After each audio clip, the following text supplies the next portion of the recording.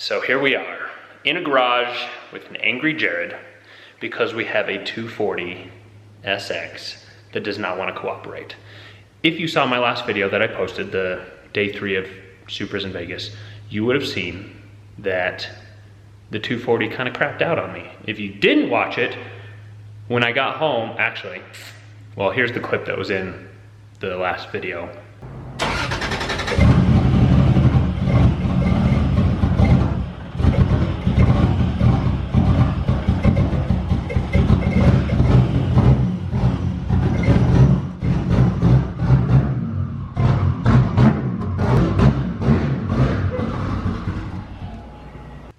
On the last day of Supers in Vegas, we were driving out to Boulder City, which is where the show and shine was, where we polish up the cars and show them off. So it's at the Veterans Memorial Park out in Boulder City, which is like a 35-minute drive, maybe 40-minute drive from the hotel on the Las Vegas Boulevard. As we were driving out there, we hit traffic, and the 240SX died when we slowed down. Just died. And that has never, ever happened before. So I was like, okay, weird. It's not running hot. You know, maybe it's just a little temperamental, the Las Vegas heat. So turned it back on, kind of revved it up and got going. At speed, it was fine. Higher RPMs, ran fine. And then we hit traffic again, slowed down and started to boop, boop, boop, boop, boop, boop, and it would die.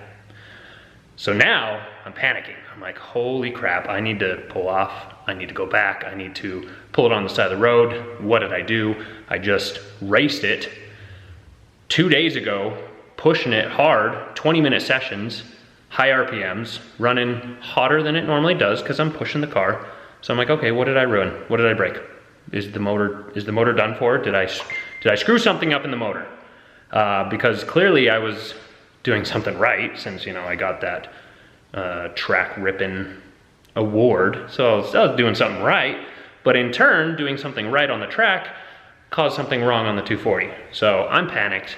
I leave it in Boulder City at some AutoZone out there.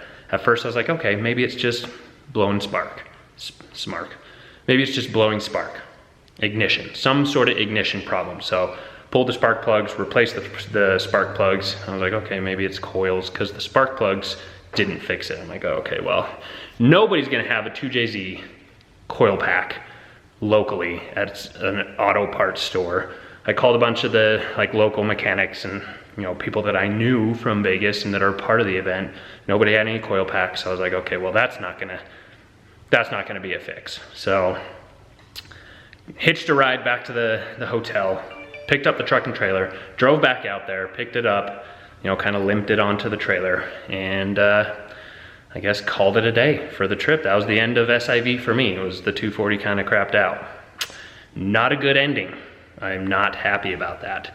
Luckily, I found out that JR, my tuner that tuned the car, was in Vegas for the event.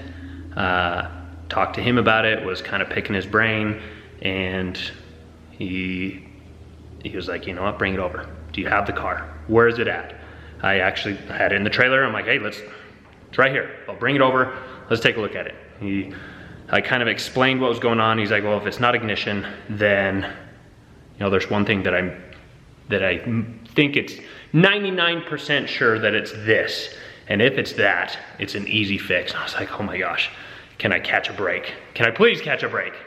And he plugged in his laptop and he said, fire it up. Fired it up and he's like, yep, there it is. There's your problem. You know what the problem is?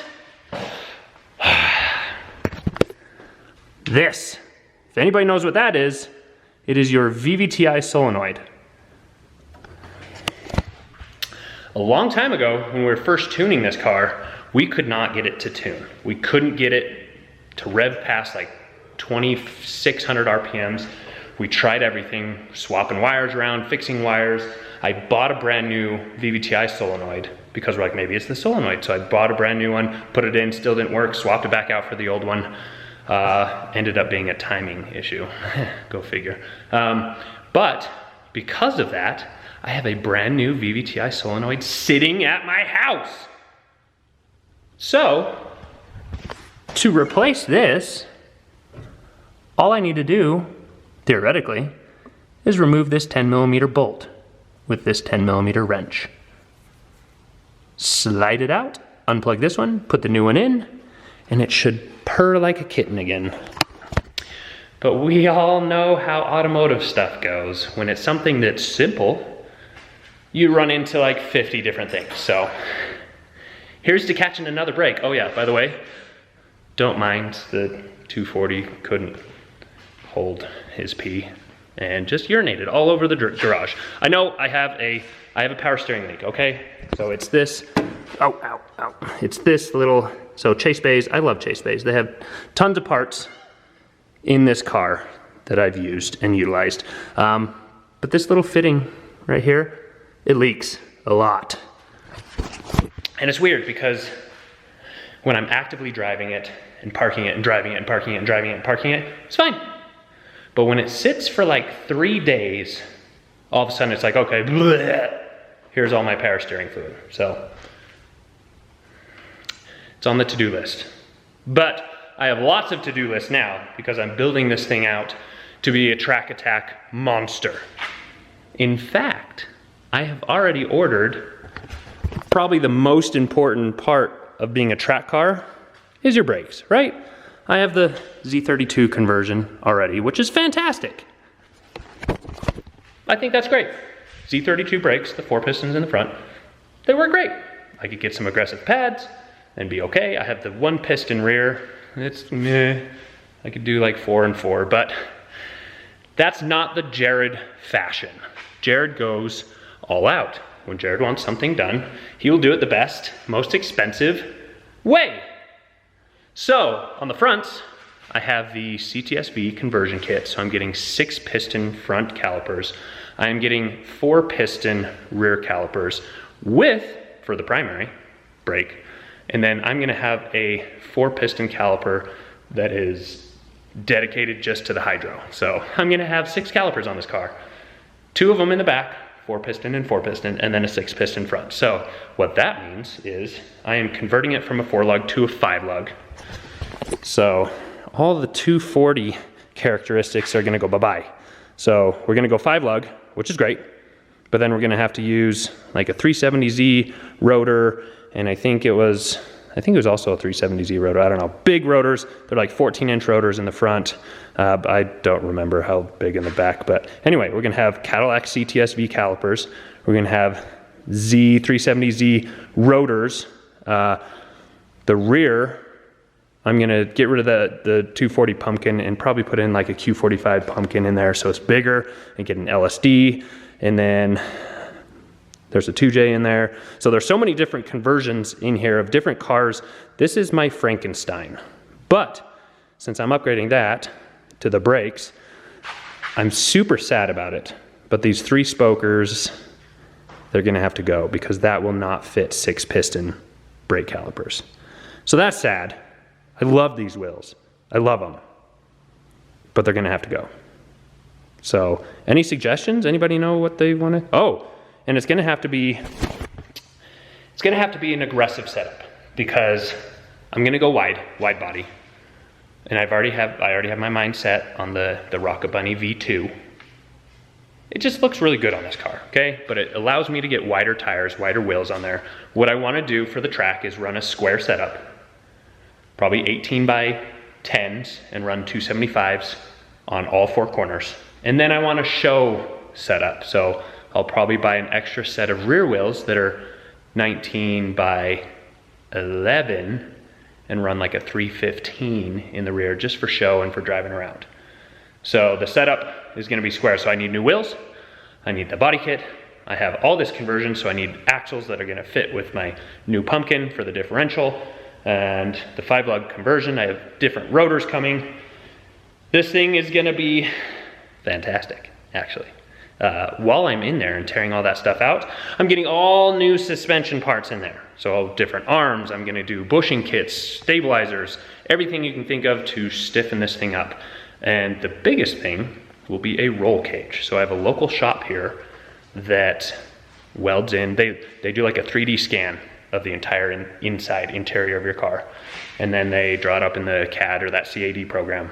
And they do CNC bending, whatever, and they weld it in, and it's like the tightest cages that you can find. And I've seen pictures of it. It looks fantastic. And the rigidity of this 240 after that is gonna be insane. So I am looking forward to this project completely transforming. So with that too, new body panels that we're gonna have, what color should we go with? Do we keep it the red and just paint the body panels or the wide body kit red to match? Or do we go wild and crazy? Or do we do just something that's sleek and awesome looking like charcoal gray or gunmetal gray? Decisions. Okay, let's get I need to get the VVTi solenoid fixed right now. And theoretically, like I said, 5 minutes. 5 minutes. Mark IV Supra. So many times at Supras in Vegas, I was told that I need to buy another Mark IV Supra because everybody misses Clyde. I miss Clyde, I do.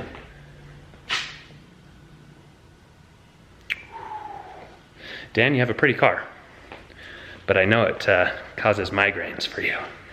Here it is. Here is, look at that. It matches, it goes so well. It's like it was meant to be. Here's the new VVTi solenoid. It has some husky hair on it. Thanks, Draco. But I'm gonna slap this in real quick, fire it up, and it should be perfect. It's gonna be perfect. It better be perfect.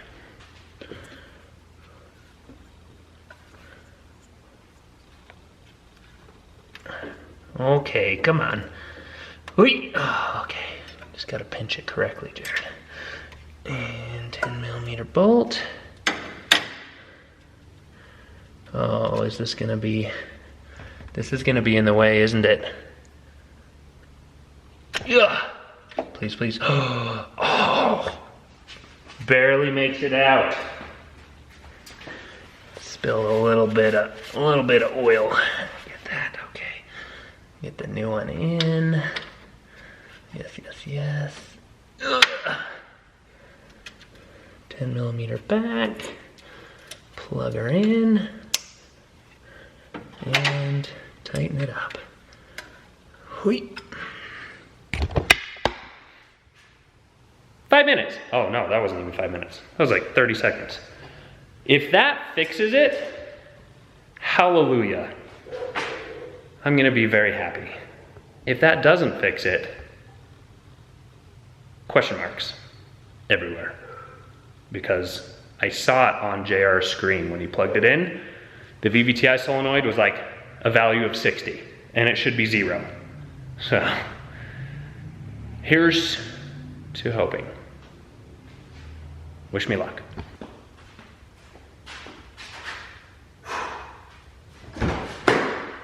Come on, baby.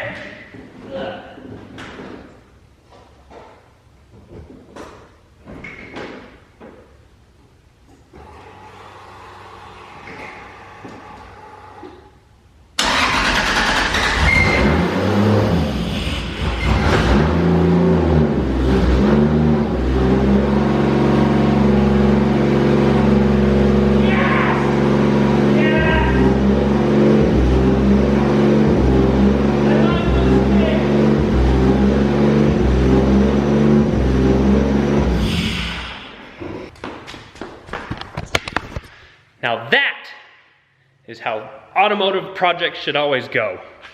First time through, super fast, no issues, bolts come out easy, things slide in perfect, and the car runs fantastic. So no more delays on time attack project. I don't know, what do we call this now? Now that we're switching it from the drift, I mean, since I'm gonna have dual calipers in the rear, it's still gonna have drift capability. So don't think that's completely out of the picture. But it's definitely gonna get an overhaul for the time attack, road course, whatever you wanna call it. So, oh, here's my other plans. I'm gonna build the head because I want it to be able to handle the higher RPMs and kind of be more rough on it. So building the head, I'm gonna get a tubular manifold because if you see right now, I have like the log style manifold, which is great. Comes on like a light switch, super torquey. but it's just a little bit better with the tubular, and it's gonna sound better too. So remember, I'm an audiophile. I love how good things sound. So tubular manifold, probably through VirtualWorks, because theirs are the best. I'm gonna do a 4-inch full exhaust. So right now, it's just a little guy. It's like 3-inch, maybe it's 3.5. I'll give it benefit of the doubt, but I'm pretty sure it's a 3-inch. I mean, look at the size of the tailpipe. Oh, it's super exhausty back here now. But look at that. It's just a little guy. He's so cute. But I need a 4-inch exhaust, kind of like Clyde, how Clyde had 4-inch. And the tubular headers. And I'm gonna go with 272 cams, so it has a nice little lopey lope to it. Basically, I want this to sound like Clyde because it's gonna be the closest thing to having Clyde back. But it's gonna be the heart of Clyde and the sound of Clyde in something that weighs like 2,000 pounds, which is insane. And it's gonna be set up for the track to just be an absolute monster, and I can't wait. So that's the other things I'm doing. So some engine work, so complete valve job, 3-angle valve job, 272 cams, build it so it can handle it. Tubular manifold, keep this turbo. This turbo's great. The 6266 has been fantastic. I love it. It sounds great too. Very, very quick spool, very loud and noisy, which is what you want with the turbo.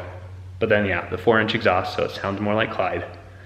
What else? And then just all the suspension, bodywork, wheels, brakes, interior cage. I'm gonna gut the interior, completely gut it. So yeah, I think the carpet might be going. So I know there's a lot of people that wanted this stock, the OEM carpet. It's in great shape.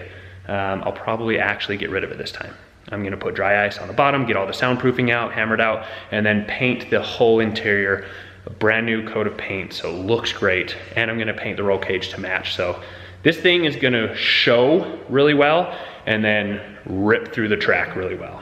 So I can't wait. Anyway, 240's fixed. We have lots of parts coming, so lots of videos and content to build this. And then the Viper is also getting a makeover with its performance side of things. I will update you guys on that later. I've already talked way too much. There hasn't been a lot of car, there's been a lot of Jared face and lots of talking, and that gets a little long-winded and boring. So 240's ready to go. I might have to rip it around a few times before the snow comes here to Utah because it's coming quick. And then it's gonna be tearing apart the 240 all winter. I can't wait. Thanks for joining me. If you liked the video, hit that thumbs up and subscribe. I mean, there's gonna be more content coming. More. I'm gonna be more involved with it, more do-it-yourself videos. I know a lot of people liked those, so they take a long time, but they're great. I have a lot of people that thank me for some of those videos. They're like, oh, that's great. So more of those to come. Thanks, guys. See you in the next one.